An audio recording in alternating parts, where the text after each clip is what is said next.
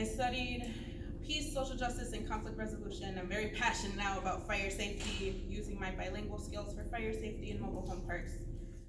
My friend, and then her truck got crashed and totaled. And so we had a really bad month. And we were like, okay, we're gonna go out and try to make new friends because my stay in Rochester will end eventually. But we're very careful people. I'm very careful.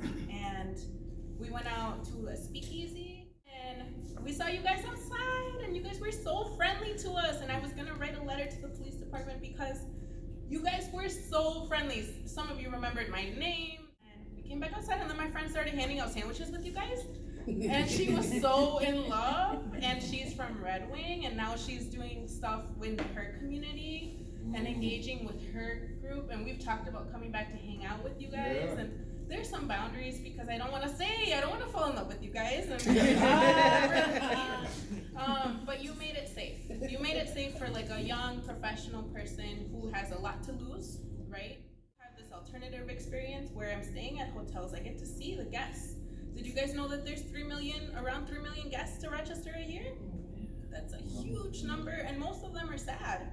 Everyone at the hotels that I've stayed at are here for the hospital, and they're sad.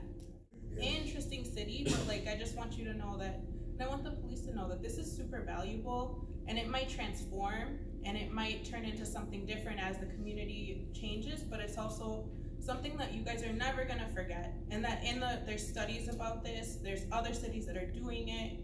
You guys are hugging people that you know, which is a unique connection because Rochester is big but small, right? And I think that there's spaces to collaborate and spaces to really share memories and share pictures and rebuild connections in a way that is needed right now. But then for the young people, to let them know it's aside from COVID, because I'm also a germ freak, like it's safe to go back out. It's safe to share these spaces.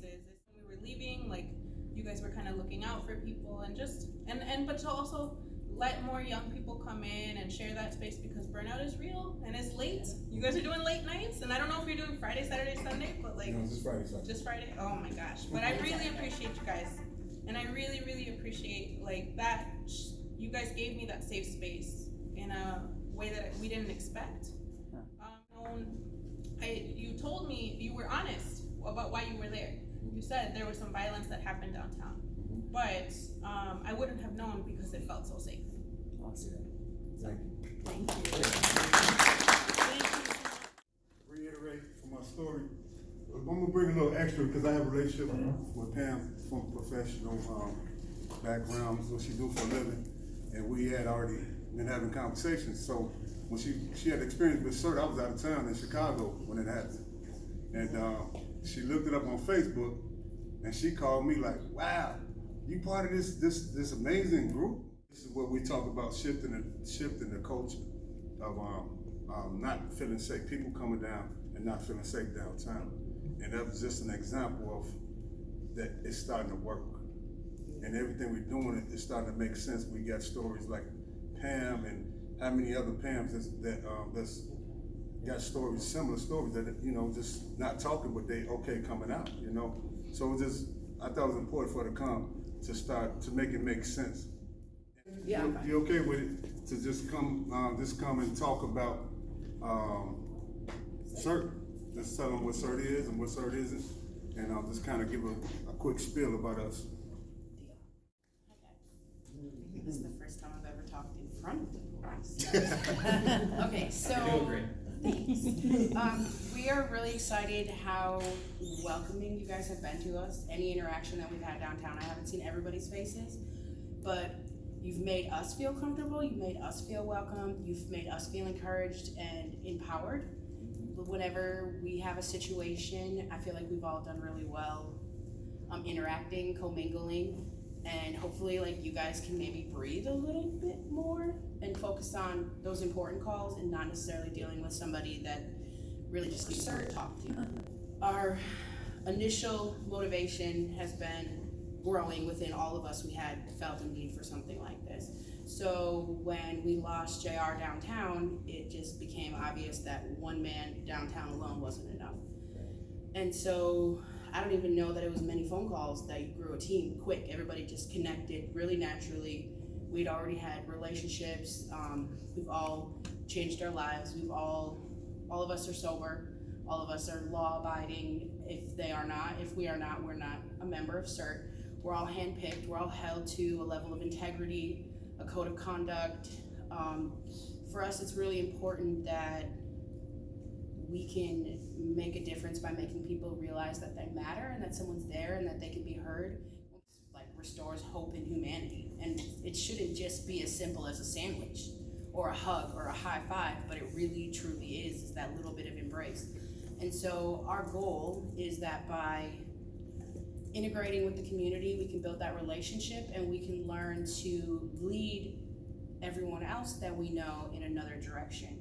So we are relatable people for them. We are people that have grown up here, have lived here, work in businesses, run ministries, church, sports, all these things. And a lot of people have seen where we came from, the things that we've struggled with in the past, the places where we've been. So we don't have the clearest backgrounds. We don't have the greatest bottom stories. But where we all at now is unity and peace and community. And so someone's downtown drinking too, you don't know their class status, you don't know their cultural beliefs, you don't know what they do for a day job. Like, there's everybody down there. There's media people, there's car dealership salesmen, there's your kids' teachers, their moms, people's grandmas. Like, we see everybody in the community interacting, coming and going. And so you don't know how much of a need there is for that support until you get down there. So you guys see that. You guys see all of these people. You know their background stories. You have all these interactions with them that as a public, we don't necessarily know what people's needs are. You guys are allowed to go into home. You see everything that is the unseen. And so for us having this opportunity to be a team that can help interact with even making a more pleasant environment, if we can make people in a good mood before they go home, maybe there's less calls for you guys on Friday nights of angry people going home. Or like we were saying, if we're feeding people, they're not wandering the community, there's no businesses open. There's Denny's, there's McDonald's, there's Taco Bell till like 3. Even the gas stations in that area are closing at 11 p.m. due to lack of... I don't think Denny's 24 hours either. I don't even know, because I'm not. But so what's happening is that there's nowhere for them to go. There's people are congregating in all of these random places. We're seeing a huge influx at the gates because young people have nowhere to go after the bar closed and they're not ready to be done doing whatever it is they're doing. And so when we feed them, at least we're putting them in a better mood. We're soaking up a little bit of what's in their belly. We're giving them a high five, a hug, an encouragement, a laugh. Those little things that you wouldn't think could be so life-changing are really life-changing. And so there's a lot of really important situations that we intervene with. There's people like over alcohol consumption. There's people who have pride issues and they're angry and grumpy, or somebody looked at their girlfriend or breathed on them, or there's a lot of really petty situations that can be deadly. We're seeing the impact we're having on them, and I can imagine there's 2 ways to go. There's a lot of ways to go home when you leave the bar, I guess. And so if we can send people home full, smiling, with memories that are positive, with new relationships, bonds, we're really changing the atmosphere from the inside out. And so even though people go downtown because they're drinking, really people go downtown to socialize. They want to be with people, they want to feel that connection, they want to interact. And so for us to be able to give them positive situations. So instead of them shooting dice on the side of the road, they're playing air hockey. We can monitor it, we can pay attention to it. Instead of kids playing at random parks, doing stuff, whatever, going all around, like I shouldn't say kids, but your young adult people, for that hour or two when they're poured out of the bar because there's no room for them inside because it's at capacity, there's people here interacting with them, communicating with them, talking to them about positive things. We have a lot of interactions about jobs, we have a lot of interactions about housing, we have a lot of interactions about changing our lives. How can, yes, you're out here intoxicated right now, but is this where you want to be every Friday night for the rest of your life? Do you really... There's people who will even come to us and apologize for their behavior prior to, because they feel a sense of accountability. And a lot of people get drunk and they don't feel any accountability for it at all. They wake up tomorrow and they are the same person they were last night.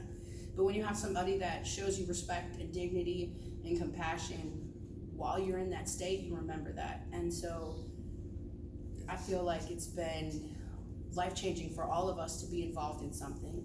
It's been a motivating force for us we have something to lose. We have so much to gain, but we also have something to lose. We're held to an accountability level. We're held to an integrity level. Whenever we're out, we patrol in teams of 2 so that if somebody, that way, yes, it holds us to a code of conduct, but it also holds others to a code of, they can't be like, oh, well, this happened and that didn't happen. Yeah.